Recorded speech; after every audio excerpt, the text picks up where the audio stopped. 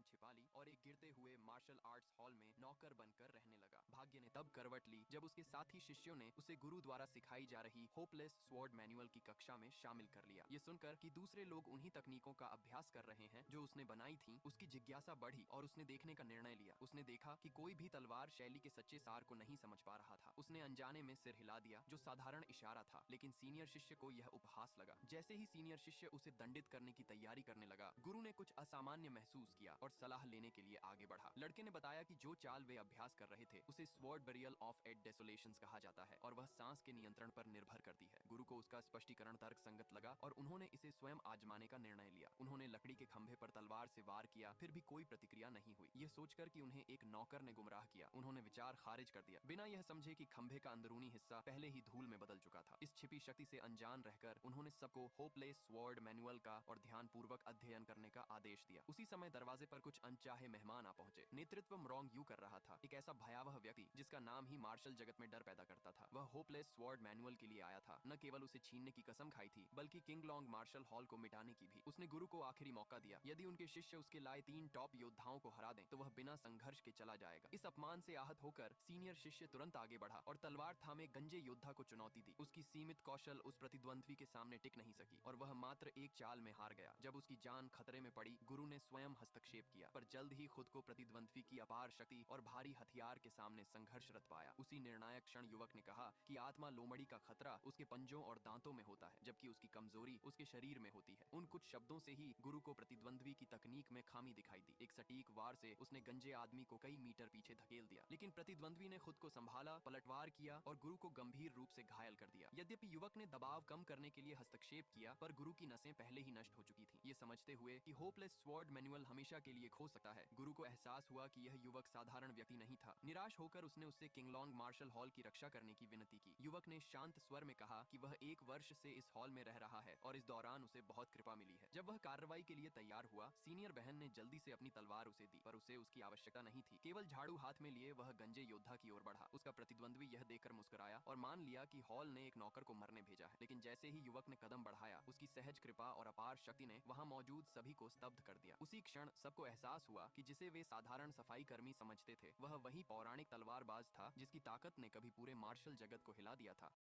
लड़का शांतिपूर्वक झाड़ू से फर्श साफ कर रहा था। लड़का शांतिपूर्वक झाड़ू से फर्श